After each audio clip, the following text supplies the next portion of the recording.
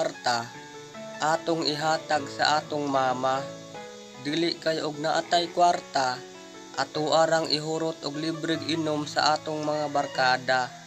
Unya, kung moabot ang adlaw nga magkasakita, kinsa ang magproblema? Ang atong mama. Unya, ang atong mga barkada wala gyud ning tungha bisag usa. Mao nga kung naatay kwarta, didto nato ihatag sa atong mama, dili sa atong barkada. Kay ang nagpadako nato ang atong mama, dili ang atong mga barkada.